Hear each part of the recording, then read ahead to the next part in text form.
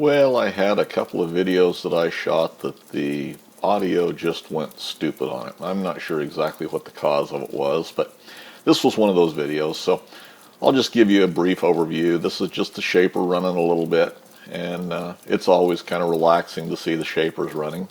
So it's going to just square up the top of this block, and we squared all four sides just to give us a nice finish on it and give us something square to start working with.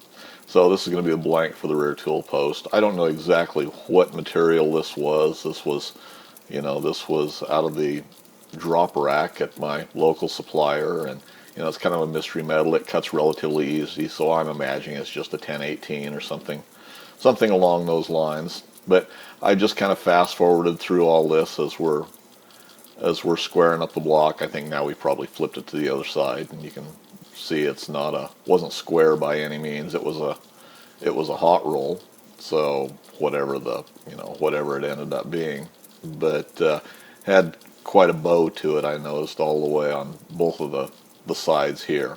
So we're just machining those off, getting down to bare metal. External dimensions within reason don't matter on what this is.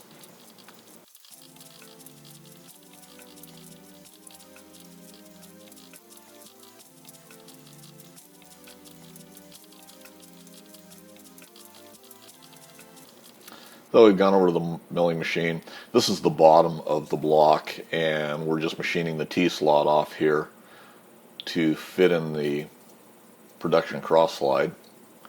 So these are just the milling that cutout, or milling that key in the bottom of it to match that slot.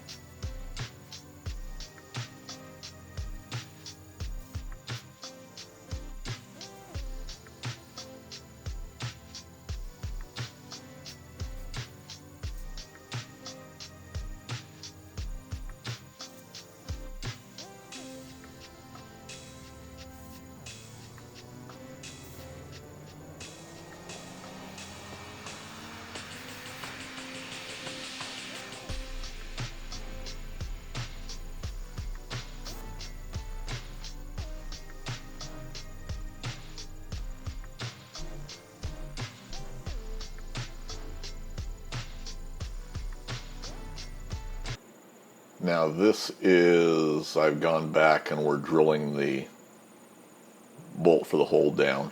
This will get fitted down in, and I'm just going to run actually I built this on a long stud is what I ended up and did.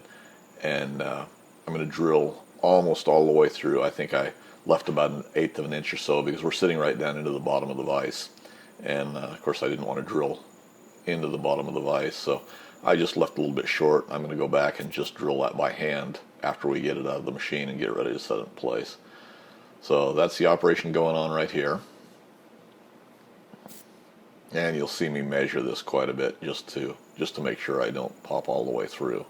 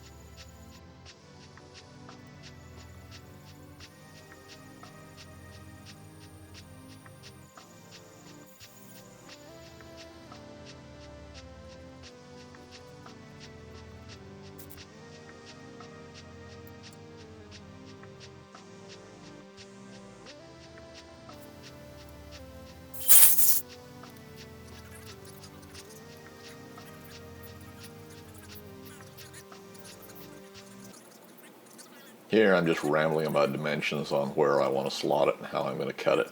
Finally, even I'm getting tired of looking at the rest of this fast forward stuff.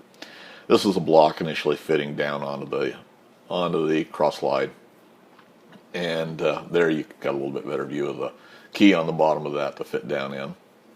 And what I've done is that key is off-centered or offset to the side because I wanted the back of that tool post to be awful close to the back of that cross slide. I want as much room as I can get between those two tool posts, the front and the rear, just to give clearance for that turret tailstock to get in there. We've got enough travel in the cross slide itself to where we can give us as much space in between and still be able for them to operate the way they need to operate. Here I'm just showing I built my rear tool post to be about the same height as the 4-position production tool post that's on the front of this. So they match more than anything else. It fit pretty well into the key slot. It's a loose sliding fit.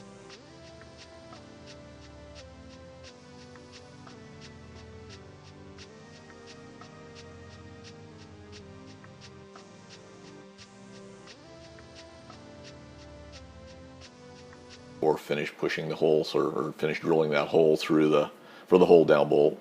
And I'm going to taper the back side of that tool post just to make it a little more aesthetically pleasing, and we'll taper it and then radius it a little bit. Plus it'll also give a little more clearance for that turret tailstock, hopefully.